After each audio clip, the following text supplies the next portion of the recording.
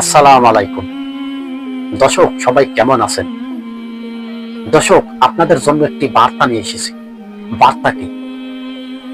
America, Israel, Iran যে যুদ্ধের ভয়াবহতা তুলে ধরল, মার্কিন বাহিনীর অনেক বাহিনী ইতিমধ্যে জাহান্নামে পাঠিয়ে দিয়েছে। ইরান অনেক মার্কিন বাহিনী জাহান্নামের ভিতরে বসে গড়াগড়ি করতে আছে এবং যুদ্ধের ভয়াবহতা এত ক্ষতি মার্কিনরা কখনো দেখে নাই। এমন ভাবে ইরান হামলা চালাইছে আমেরিকান বাহিনীর উপরে, তা কিন্তু আমেরিকান মিডিয়ারা কিন্তু প্রচার করছে না। কেন প্রচার করবে জানেন? তারা হচ্ছে সুপার পাওয়ার। বলুন তো, একটি শক্তিশালী মানুষ যদি একটি দুর্বল মানুষের সাথে মারামারি করে যদি মাইর খায়, তো মানুষটা কিন্তু বলবে না যে আমি মাইর খাইছি, সে বলবে যে আমি মেরে দিছি। ঘটনা কিন্তু সেই এরকমেরই ঘটছে। ইরানের হাতে তুমুল ভাবে মাইর খেয়ে মার্কিনরা পালানো শুরু করছে। আব্রাহাম লিঙ্ক এখন আমেরিকার উদ্ধার করতে হইতে আছে। কেন জানেন? আব্রাহাম লিঙ্ক ৫,০০০ নাবিক দিয়ে এবং যুদ্ধ বিমান দিয়ে এই আব্রাহাম লিঙ্ক পরিচালনা করা হয়।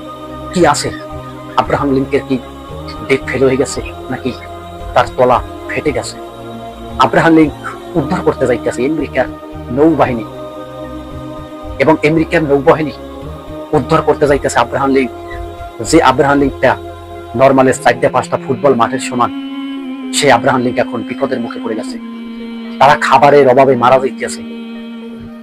মানে আব্রাহাম লিঙ্কের ভিতরে যারা জীবনযাপন করছে, যারা পরিচালনা করছে, সবাই এখন বিপদের মুখোমুখি।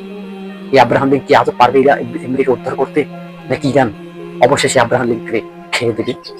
ইরানের তো ইতিহাস আছে এরকমের বহু আমেরিকান যুদ্ধ বিমান, আমেরিকান জাহাজ, আমেরিকান মার্কিন ঘাঁটি, সমস্ত ঘাঁটিকে কিন্তু ধ্বংস করে দিয়েছে ইরান। তাই ইরানকে সবাই সেলুট জানায়। ইরান এখন বিশ্বের ভিতরে সুপার পাওয়ার রাষ্ট্র হতে চলেছে। দর্শক, ইরানকে সাধারণ কোনো রাষ্ট্র বলা যাবে না।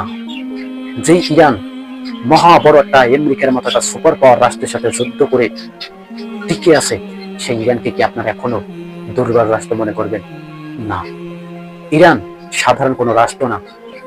ইরানের উপরে যে একবার তাক পড়ছে, তাকে কিন্তু ইরান খেয়ে গেছে।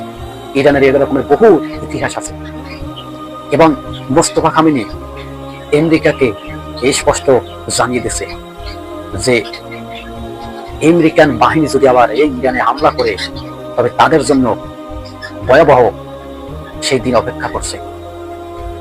যে কফিন আমেরিকা ইরান যে কফিনের কথা বলছে, প্রত্যেকটা মার্কিন সেনা কফিনের ভিতরে পাঠিয়ে দেওয়া হবে।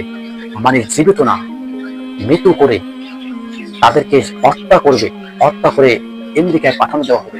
তার কথা মোস্তফা খামেনি কিন্তু শপথ নিয়েছিল যে আমি আমার বাবার রক্তের বদলা নেব, কিন্তু বদলা কিন্তু নিয়েই সামলো।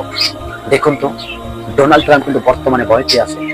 না জানি কখন ডোনাল্ড ট্রাম্পের শেষ নিঃশ্বাসটাই মোস্তফা খামেনির হাতেই চলে যায়। দর্শক, যুদ্ধের ভয়াবহতা সামনে শুধু বাড়বে, কমবে না। যুদ্ধ এটি কোনো ভালো কোনো লক্ষণ না। আমরা শুনতে পাচ্ছি তৃতীয় বিশ্বযুদ্ধের কোন গান চলছে।